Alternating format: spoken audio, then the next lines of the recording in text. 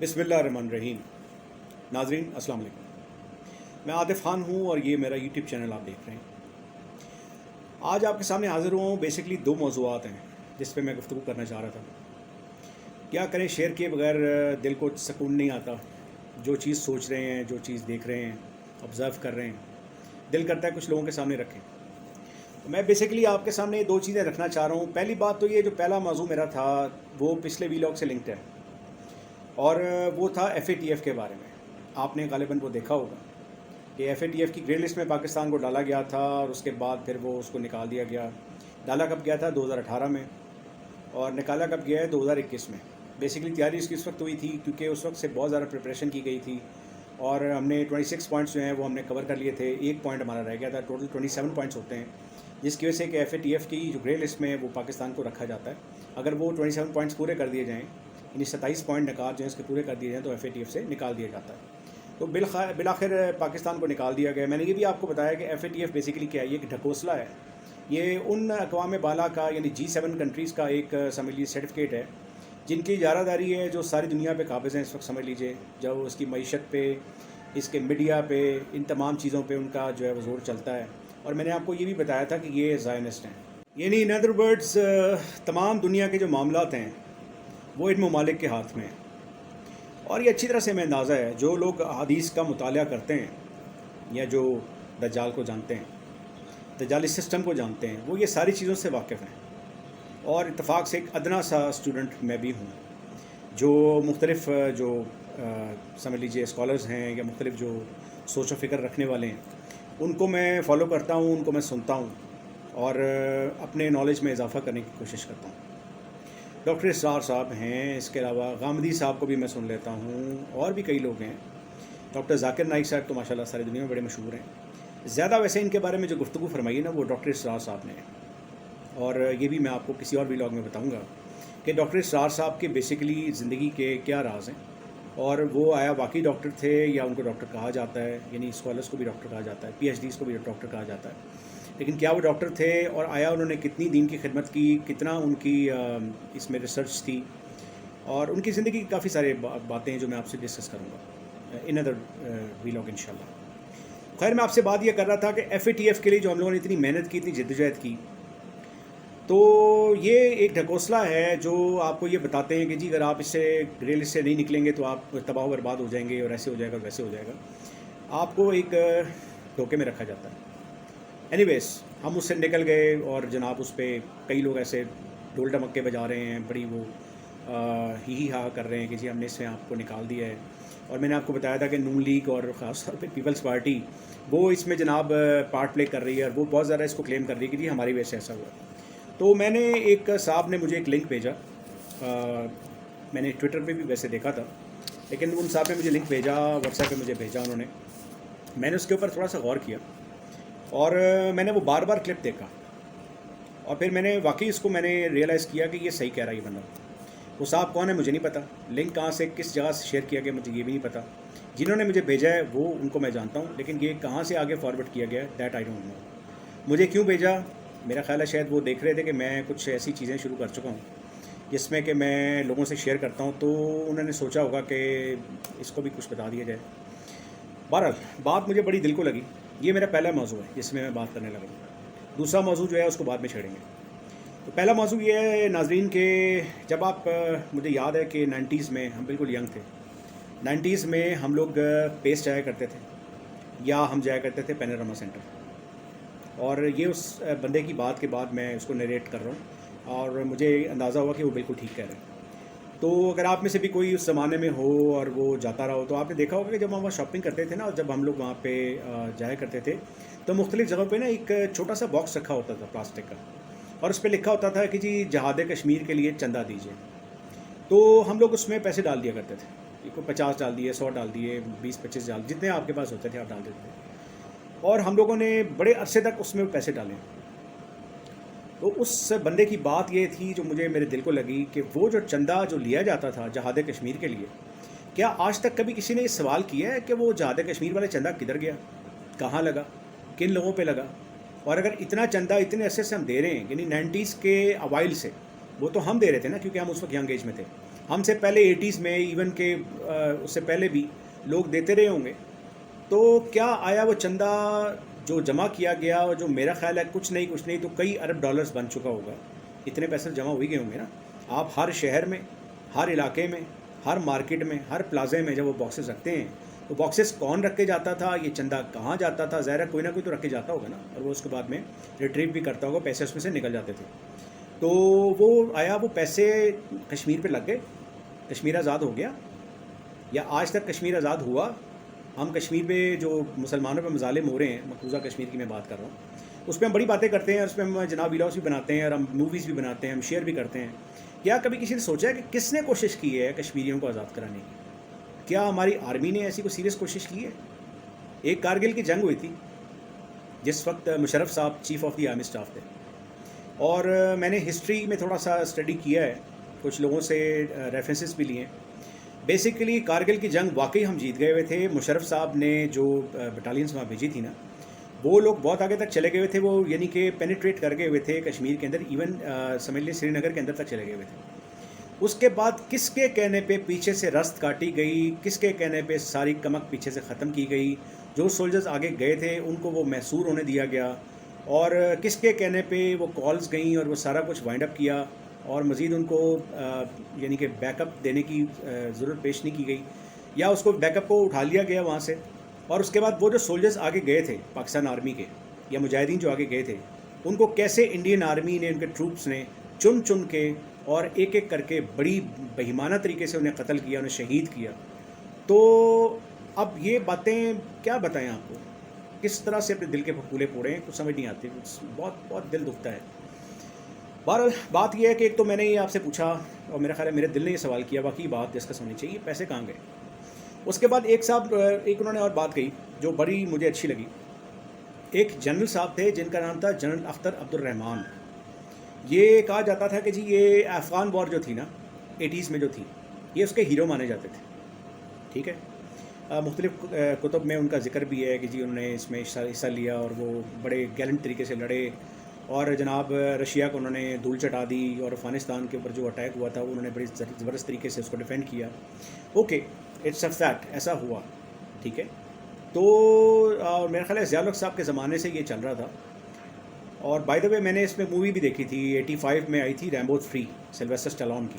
وہ بھی بیسکلی جہاد افغانستان پہ ہی بنی تھی. اس میں انہی امریکنس نے اور امریکن اسٹیبلشمنٹ نے ان کو مجاہدین قرار دیا تھا، اور بڑے زبردست طریقے سے ان کو انہوں نے پورٹرے کیا تھا. اور آج وہی مجاہدین جو ہیں وہ طالبان بن گئے ہیں اور دہشت گرد ہو گئے ہیں جی. ٹھیک ہے نا، اس وقت رشیا کے ساتھ لڑ رہے تھے. رشیا کو چونکہ انہوں نے شکست دلوانی تھی اور اس کا رشیا کا پاش ہونا اس وقت لکھا ہوا تھا، تو امریکنس کو اس ٹائم وہ جو نا مجاہدین وہ ہیروز لگتے تھے. آج وہ زیرو ہو گئے، بلکہ وہ ٹیررسٹ ہو گئے. خیر، تو بات یہ ہے کہ میں بات کر رہا تھا جنرل اختر عبد الرحمان صاحب. میرا خیال ہے یہ پوائنٹ مجھے پہلے نہیں پتہ تھا، لیکن آج اس صاحب کی، اس بندے کی بات سے مجھے پتہ لگا کہ اختر عبد الرحمان صاحب کے جو بیٹے ہیں ان کی شوگر ملز ہیں، ان کے سوئس بینکس میں اکاؤنٹس ہیں، وہاں پہ ان کا بے شمار پیسہ پڑا ہوا ہے. May I dare to ask this question کہ وہ پیسہ کہاں سے آیا، شوگر ملز کیسے لگ گئی؟ اختر صاحب جو ہیں، اختر عبد الرحمان صاحب، وہ تو ایک آرمی جنرل تھے نا، تو اتنا پیسہ کیسے آ گیا جی؟ ان کے بیٹوں نے شوگر ملز لگا لیں، اور جناب وہ مطلب آیا وہ پیسہ کدھر سے آیا؟ Good question isn't it؟ اس کے بعد جناب علی مجھے یہ بات بھی بڑی چبھتی ہے کہ جب ہر آرمی چیف یہاں سے ریٹائر ہوتا ہے، اس کے بعد یہ باہر چلے جاتے ہیں، باہر جا کے ایجاداتیں خرید لیتے ہیں. تو کیا آرمی اتنے پیسے ان کو دے دیتی ہے؟ ایک طرف تو آرمی کا بجٹ پہ ڈسکس ہو رہا ہوتا ہے کہ جی اس سے زیادہ بجٹ ہم افورڈ نہیں کر سکتے، اور جی یہ اس طرح ہے اس طرح ہے، اور وہ آرمی والے اتنے پیسے کھا جاتے ہیں جی. تو کسی صاحب نے کہا جی کہ جو ٹوٹل آپ کا بجٹ ہے پاکستان کا 6% اس کا صرف جو ہے نا ڈیفینس بجٹ ہمارا ہے، اور جو نون لیگ والے ہیں وہ کہتے ہیں 21% جاتا ہے. تو یہ تو ایسے فگرز ہیں جس سے ہم لوگ کبھی نہیں جان سکتے کہ وہ اصل فگرز کیا ہیں. تو بہرحال مجھے یہ سوال بھی واقعی چبھتا ہے کہ جو آرمی چیفس ہیں ریٹائرڈ جو ہو گئے ہیں، ان کی اتنی جائیدادیں ہیں، وہ بھی باہر کے ممالک میں، ان کے بچے بھی باہر ہیں. پھر اس کے بعد ایک اور جو بڑی امپورٹنٹ بات ہے جو مجھے تھوڑی سی چبھتی رہی اور میں اس کے اوپر غور بھی کر رہا تھا کہ ایان علی، میں نے آپ کو پہلے پچھلے ویلاگ میں بتایا تھا، زرداری صاحب کی یہ ورڈ برا ہے لیکن کہنا پڑے گا، یہ رکھیل تھی ان کی. زرداری صاحب نے ان کو رکھا ہوا تھا. زرداری صاحب نے ان کو کس چیز کے لیے یوز کیا؟ انہوں نے ایک سال میں 80 ममालिक का टूर किया, फॉरेन कंट्रीज़ का। वो टूर किसने फाइनेंस किया? वो वहाँ क्या करने गई थी?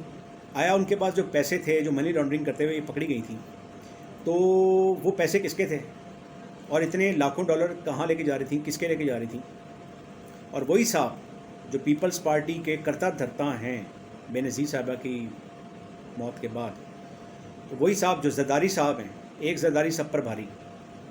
जरदारी साहब मनी लॉन्ड्रिंग को गलत करार देते हैं और पाकिस्तान के FATF की ग्रे लिस्ट से निकलने पे वो भंगड़े डाल रहे हैं कि जी हमारी वजह से ऐसा हुआ। और भाई तुम लोगों की वजह से तो वो ग्रे लिस्ट में गया था, तुम लोगों की हरकतों की वजह से तो सारा हुआ था, और तुम ही जो है वो उस पर डंके बजा रहे हो। क्या बात है जनाब, बहुत अच्छे। वो कहते हैं ना, एक तो चोरी ऊपर से सीना जोरी। चोर भी आप ही हैं और ऊपर से आप ये साबित कर रहे हैं जी हमारी वजह से ही हुआ। भाई आपकी वजह से FATF की ग्रे लिस्ट में वो डाला गया। खैर मैं तो FATF को मानता ही नहीं, क्योंकि मुझे जब इसके हक़ाइक़ पता लगे हैं तो मुझे पता लग गया कि FATF की हकीकत क्या है। लेकिन मुझे ये बड़ा दुख और अफसोस है कि उनसे कोई नहीं पूछता कि सरे महल कहाँ से है, कोई नहीं पूछता कि लंदन के फ्लैट्स कहाँ से है, पैसा किस तरह गया, कहाँ से गया, कहाँ से आया, उसकी मनी ट्रेल क्या है। आप ये नहीं पूछ सकते। कैसे पूछेंगे भाई, आप में हिम्मत ही नहीं है। आप पाकिस्तानी अवाम गरीब लोग हैं, आपके पास अपने रोटी पानी के जो है ना वो लाले पड़े हैं आपको, आपने कहाँ इन लोगों के पीछे जाना है। खैर ये मैं बहुत ज़्यादा गहरी सोच में चला गया कि ये वाकई हमारे साथ क्या हो गया। हमें पता ही नहीं लगा कि हमारे साथ इतनी बड़ी ज़्यादती हो गई है। यकीन करें कि मुझे बहुत दुख है इस बात का। दूसरा जो मेरा मौजू था वो जिस पे मैं बात नहीं करना चाह रहा था, लेकिन आज मुझे बात करनी पड़ रही है। हमारे एक दोस्त हैं, अभी मेरे हालिया दोस्त बने, उनका नाम है मेजर रिटायर्ड आदिल राजा। मेरी उनके साथ अभी भी दोस्ती हुई है। वो इस तरह हुई है कि मैंने उनको सब्सक्राइब किया, उनके मैंने वीलॉग सुने, फिर मैंने ट्विटर पे उनके साथ मैं लिंकअप हुआ। उसके बाद उन्होंने एक नंबर दिया मुझे व्हाट्सएप का, वो बेसिकली लंदन का UK का नंबर है, लोकल नहीं है। मुझे बताया गया कि जी आदिल राजा साहब की फ़ैमिली ऑलरेडी लंदन में है, ये ख़ुद भी इस वक्त लंदन में है। क्यों है? क्योंकि कुछ ऐसे हमारे इदारे के लोग हैं जो इनकी जान के पीछे पड़ गए थे, इनको उठाने आए थे और मोस्ट प्रॉबली शायद उनको मार भी दिया जाता। आदिल राजा साहब कौन है? पहले ये थे DHA इस्लामाबाद में कॉन्ट्रैक्टर थे, ठीक है। इनकी फैमिली बाहर है, खुद ये कॉन्ट्रैक्टर थे DHA में, रिटायर्ड है आर्मी से। इस वक्त ये स्पोक्स पर्सन हैं एक्स सर्विसमैन के, एक्स सर्विसमैन सोसाइटी जो है ना, ये उसके स्पोक्समैन हैं, उनकी तरफ से बोलते हैं, बात करते हैं। जब वो बोलना शुरू हुए तो फिर ज़ाहिर बात है कुछ लोगों को बहुत बुरा लगा और उन्होंने इनको पॉइंट आउट किया। पहले उनको उन्होंने थ्रेट किया, फिर उसके बाद उनके जो है ना वो उनको उठाने के लिए बंदे भिजवाए, लेकिन उनको पहली खबर मिल गई हुई थी। जब वो लोग उन्हें उठाने गए, उनको खबर चूँकि पहले मिल चुकी थी।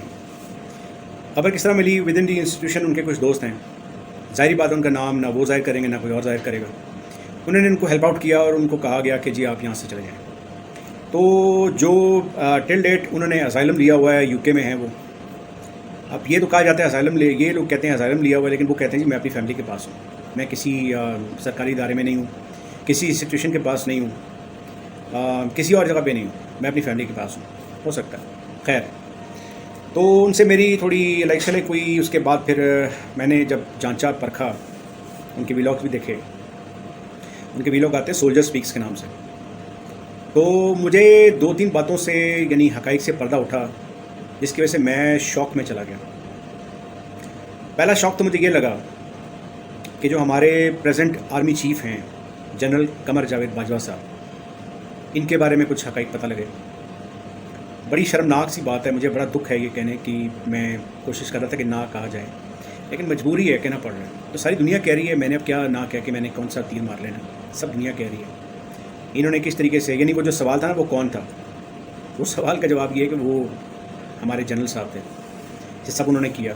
रात को अदालतें खुलाई 12 बजे की, फिर उसके बाद उन्होंने जो वोट ऑफ नो कॉन्फिडेंस की जो तहरीक है वो कामयाब करवाई।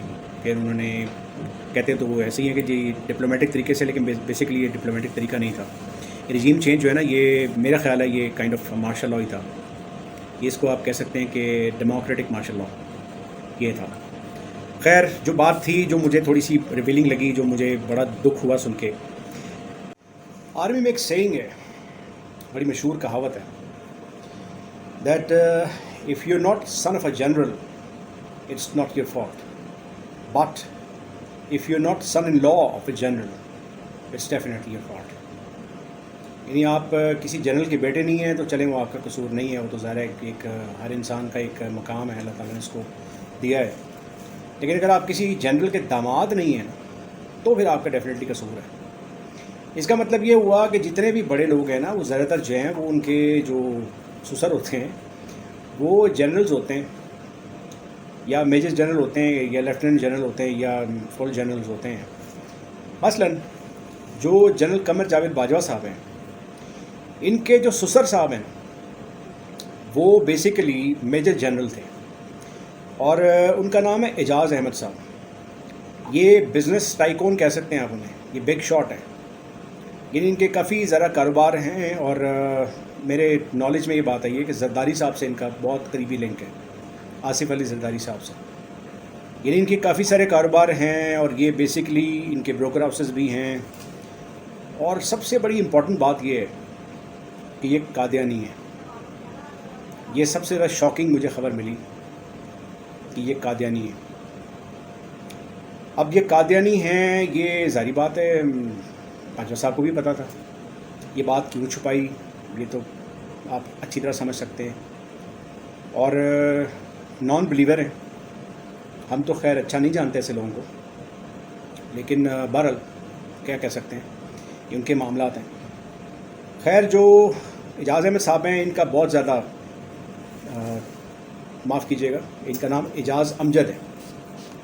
اعجاز امجد نام ہے ان کا. اعجاز امجد صاحب جو ہیں یہ ان کا بہت زیادہ اثر و رسوخ ہے. اور جو ایک میں نے بھی خیر ویلاگ ان کے چیک کرنے کے لیے ان کو دیکھا ہے, ان کو ڈاؤن لوڈ کیا ہے.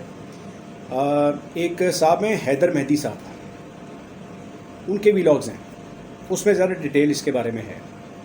تو عادل راجہ صاحب جو ہیں وہ انہوں نے ریفرنس دیا ان کا کہ جی آپ ان کو سنیں اور آپ خود بھی دیکھیں کہ وہ کیا بات کرتے ہیں. بڑی گہری باتیں کرتے ہیں. اور جہاں تک تعلق ہے اعجاز امجد صاحب کا, ان کا چونکہ بہت زیادہ اثر و رسوخ ہے, زرداری صاحب کے بھی بہت قریب ہیں. تو سننے میں یہی آیا ہے کہ جس پہ میں آپ کو نیکسٹ ویلاگ میں بتاؤں گا کہ نیکسٹ پرائم منسٹر کی کس کی تیاری ہو رہی ہے, الیکشنز کس طرح ریگ کیے جائیں گے, کس کے ذمہ لگایا گیا ہے. یہ باتیں کافی تک کھل گئی ہیں, لیکن میں آپ کو ڈیٹیل کے ساتھ بتاؤں گا کیونکہ میں ذرا کنفرمیشن چاہ رہا ہوں. کچھ کل اور کچھ آج باتیں پتہ لگی ہیں, لیکن میں کنفرمیشن چاہ رہا ہوں. کنفرمیشن کر کے میں آپ کے سامنے بات لے کر آؤں گا کہ ریگ کیسے کر رہے ہیں, کس کی ذمہ داری لگائی ہے, اس شخص کا نام کیا ہے, اور یہ کیا کریں گے, کیا تیاریاں ہیں. بیلٹ باکسز جو ہیں اس میں جو جس پہ آپ ٹھپا لگاتے ہیں وہ کہاں پرنٹ ہو رہے ہیں, کیا سازش ہے, کانسپریسی کیا ہے, اور کس کو آگے صدر پاکستان بنانے کی تیاری ہو رہی ہے. یہ سب باتیں میں آپ کو ریویل کروں گا جب میں خود کنفرم ہو جاؤں گا. تو بتانے کا مقصد یہ تھا, یہ کہنے کا مقصد یہ تھا کہ مجھے بڑی ہی حیرت کا جھٹکا لگا یہ ساری باتیں سن کے. میں ایکسپیکٹ نہیں کر رہا تھا, کیونکہ بہرحال آرمی چیف جو ہے وہ بڑی عزت کے مقام پہ ہوتا ہے. آپ کا ایک آرمی چیف ہے, اور پاکستان کو چھوٹا موٹا ملک نہیں ہے. پاکستان ایک ایٹمی قوت ہے, اور پاکستان ایشیا کا نیکسٹ ٹائیگر بھی بن سکتا ہے اگر یہ معاملہ صحیح چلتے رہیں اور عمران خان صاحب کو دوبارہ سے ریزیوم کیا جائے ان کی گورنمنٹ کو. تو میرا خیال ہے پاکستان کی جو فیوچر ہے وہ بہت برائٹ ہے اس صورت میں اگر رجیم یہاں پہ اچھی لائی جائے اور اس طرح کے کرپٹ ٹولے سے جان چھڑائی جائے. یہ مافیا ہے نا, اس سے جان چھڑائیں. بہرحال میں نے یہ دو باتیں آپ سے ڈسکس کرنی تھی, وہ میں نے آپ سے کر لی ہیں. اب جہاں تک تعلق ہے کہ عوام کو, تو کہتے ہیں نا کہ عوام کی آواز کو نکارا خدا سمجھو. تو عوام اب کافی تک نکل آئی ہے, وہ اس چیز کو باور بھی کرا دیا گیا ہے کہ جی جب تک آپ باہر نہیں نکلیں گے یہ لوگ آپ کی جان نہیں چھوڑیں گے. میں بھی کوشش کر رہا ہوں, باقی لوگ بھی کافی کوشش کر رہے ہیں. اس فیلڈ میں بہت سارے اس ٹائم مجاہدین ہیں. میں اس کو جہاد کا نام دیتا ہوں کہ جہاد ہے, برائی کو روکنا اور نیکی کا پرچار کرنا, یہ جہاد ہے. تو اس میں آپ میرے ساتھ رہیں اور مجھے سپورٹ چاہیے آپ کی. سبسکرائب کر لیجئے گا. اور نیکسٹ ویلاگس میں آپ کو ایک تو ریگنگ کے بارے میں بتاؤں گا کنفرمیشن کے بعد. انشاءاللہ میں آپ کو ڈاکٹر اسرار کے بارے میں بھی ایک ویلاگ کر کے بتاؤں گا. ایک میرا آپ سے وعدہ اور تھا, میرے کچھ دوست ہیں وہ پوچھتے تھے آپ وہ کب کریں گے, تو میں آپ کو ہارپ کے بارے میں بھی بتاؤں گا جس کے اوپر میں نے تھوڑی سی فائنڈنگز کی ہیں. ابھی مزید کچھ چیزیں ہیں جو میں سمجھنا چاہ رہا ہوں, انشاءاللہ آپ کے سامنے لے کر آؤں گا. جب تک کے لیے اجازت ہے. اللہ حافظ.